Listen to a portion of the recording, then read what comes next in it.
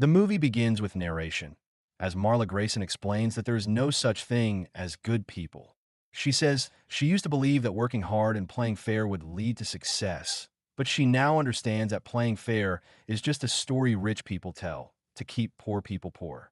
She has been poor, and it just doesn't agree with her. According to Marla, the world is divided into predators and prey, lions and lambs, and she makes it clear she is not a lamb. She is a lioness. At a care facility, a disgruntled man desperately tries to see his mother, but is tackled by security.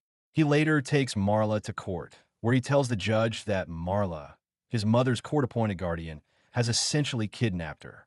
He claims he is forbidden from seeing his own mother and accuses Marla of selling her assets for profit. Marla calmly explains that a doctor diagnosed the man's mother with dementia and determined that immediate action was necessary for her safety. She says the court appointed her as guardian and that her job is to care for people who can no longer care for themselves. She justifies selling the woman's assets as a way to pay for her care. Marla also explains that she barred visitations because the woman becomes extremely agitated after seeing her son and because he assaulted a staff member during a previous visit. She asks the court to uphold the non-visitation order, and the judge rules in Marla's favor. After the hearing, Marla meets her girlfriend Fran outside the courtroom. The man storms out shortly after, threatens Marla, and spits in her face. Marla warns him that if he ever does that again, she will rip his genitals off. She and Fran head back to Marla's office, where she receives a call from Sam, the administrator of the care facility. He tells her that one of her wards has died. Marla is irritated because the man was relatively young and she now has to release his assets to his heirs. Sam adds that the man's deluxe room is now vacant, and Marla tells him to hold it for her. Needing a new mark, Marla and Fran visit their friend, Dr. Karen, whose medical recommendations Marla regularly uses to secure guardianships through the courts. Karen tells them she believes she has found a cherry, a perfect target with a lot of money and no living family.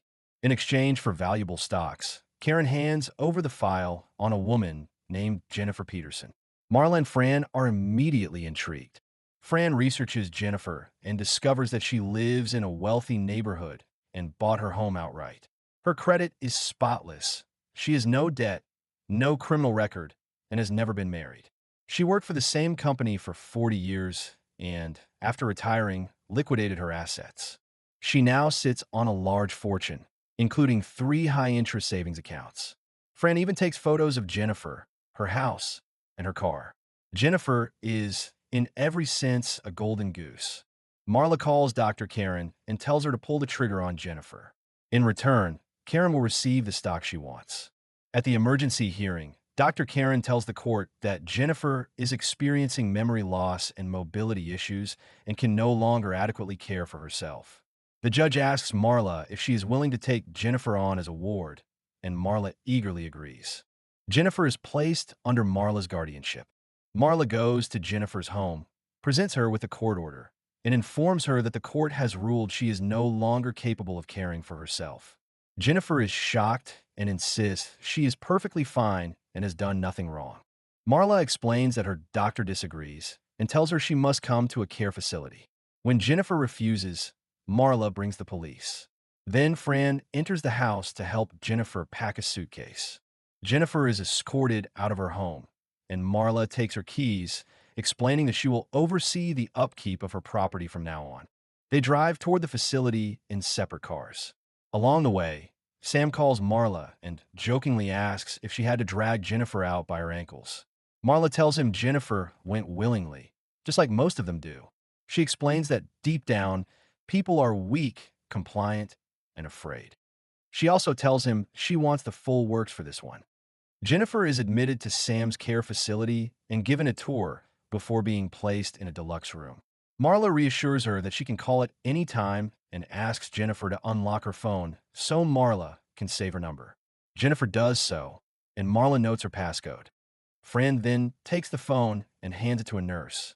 Marla tells Jennifer she is honored to be her guardian and that she is there to help. Poor Jennifer is completely overwhelmed by what is happening.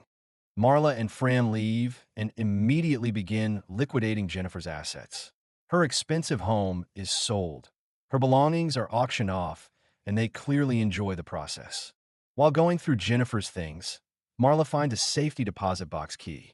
At the bank, she opens the box and discovers millions of dollars worth of unregistered diamonds hidden inside.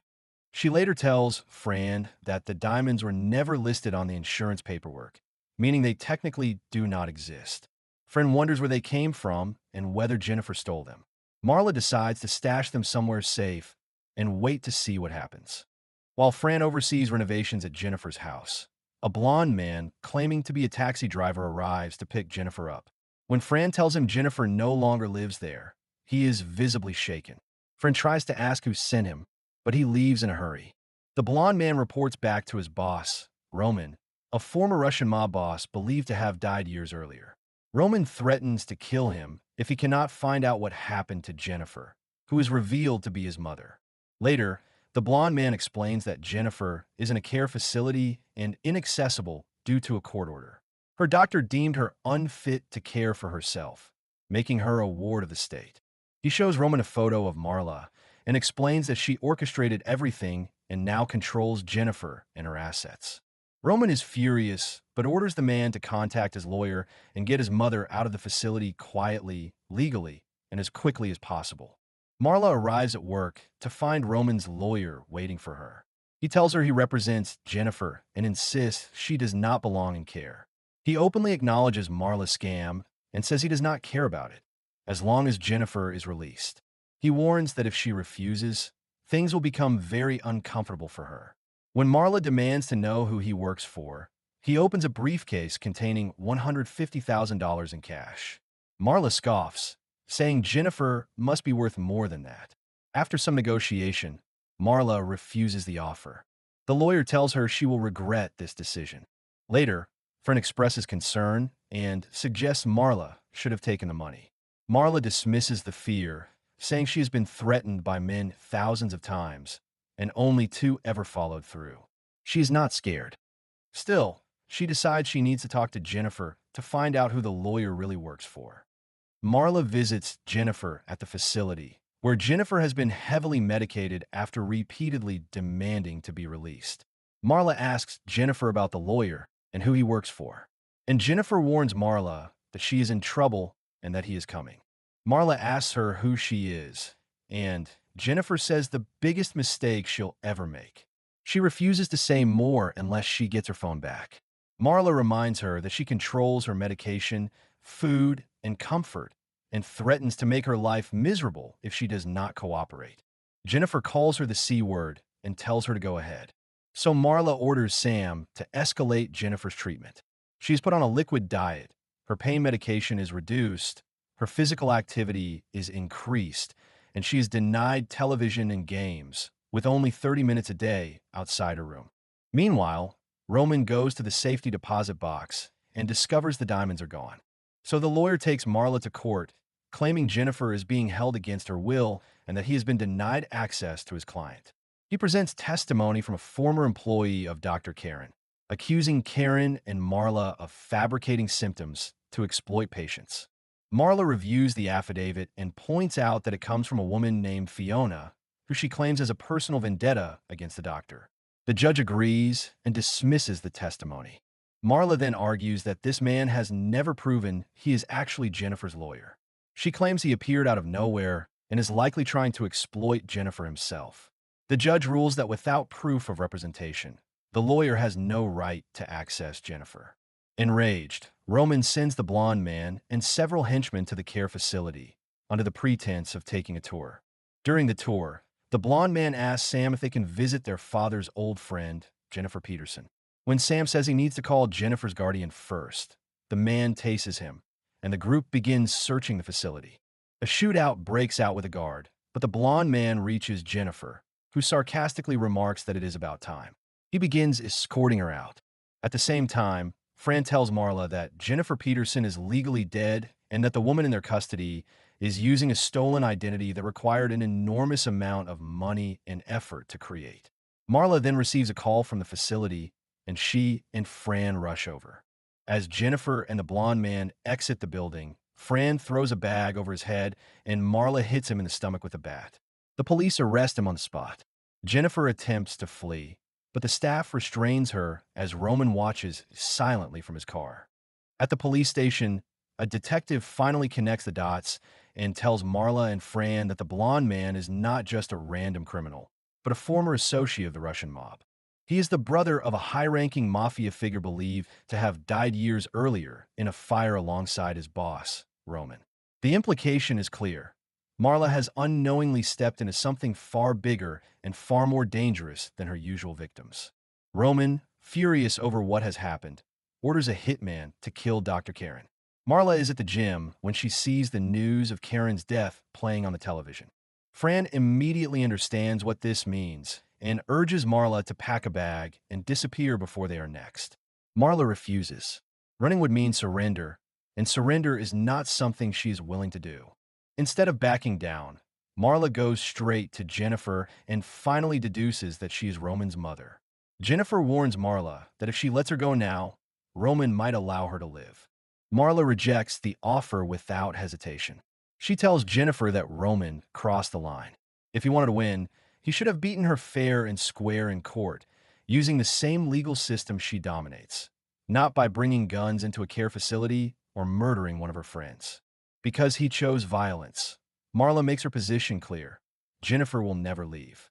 She promises to drain her money, strip away her comfort, and let her die alone inside the facility. Jennifer responds by attacking Marla and attempting to strangle her. Marla later uses security footage of the assault as evidence in court, arguing that Jennifer's mental state has deteriorated to the point where she is dangerous. The judge agrees, and Jennifer is transferred to a higher security psychiatric institution, further tightening Marla's grip. Marla meets with a contact about quietly fencing the diamonds while Fran stays behind to pack emergency bags. As Marla leaves the meeting, she is suddenly attacked in a parking garage. A woman shoots her with a tranquilizer dart, and Marla is kidnapped. Meanwhile, Fran returns home to retrieve their passports and finds the apartment being torn apart by Roman's men. She is brutally beaten and left for dead. At the same time, Marla wakes up tied to a chair in front of Roman. He demands to know where his diamonds are. To intimidate her, he shows footage of her mother and threatens to kill her as well. Marla shows no fear and tells him she does not care. She calmly explains that she knows exactly who he is, that he faked his own death, and that he hid his mother under a stolen identity to protect himself. Marla then counters with an offer. For $10 million, she will return the diamonds and release his mother.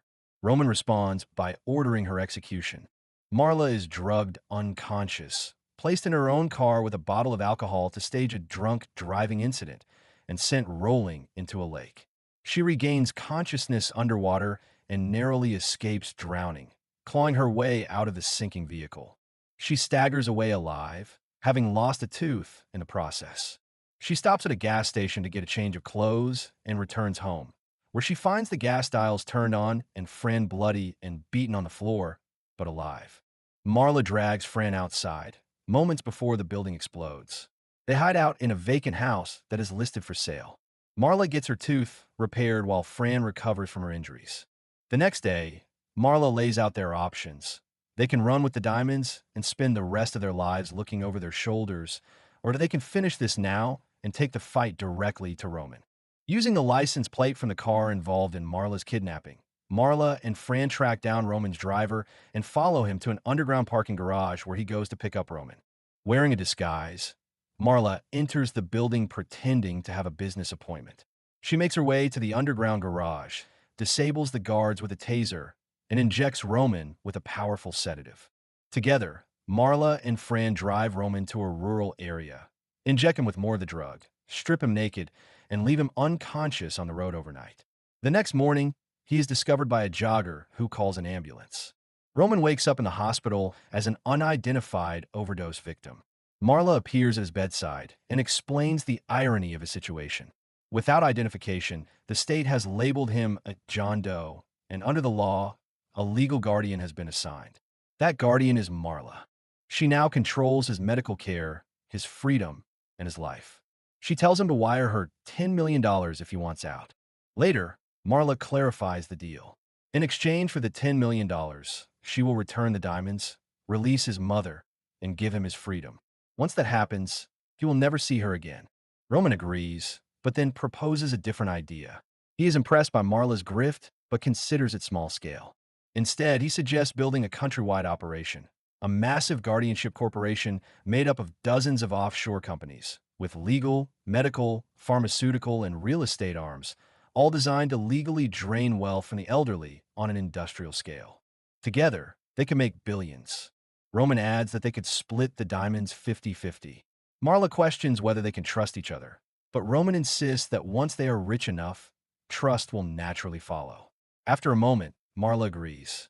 Jennifer is released and reunited with Roman. The diamonds are sold, and the money funds the creation of Grayson Guardianships, a massive corporate empire. Marla becomes a celebrated business icon, landing magazine covers and high-profile television interviews. She and Fran get married. During one interview, Marla tells the host that she is just someone who cares and that anything is possible with hard work, determination, and compassion. After the interview, Marla and Fran head to their car, where they're confronted by the angry son from the beginning of the movie, whose mother Marla once controlled. Marla dismisses him, saying she does not have time. He pulls out a gun and shoots her in the chest, screaming that his mother died alone in Marla's facility and was never allowed to see him. As Fran holds Marla while she bleeds out, the audio from Marla's interview continues to play, praising ambition and success.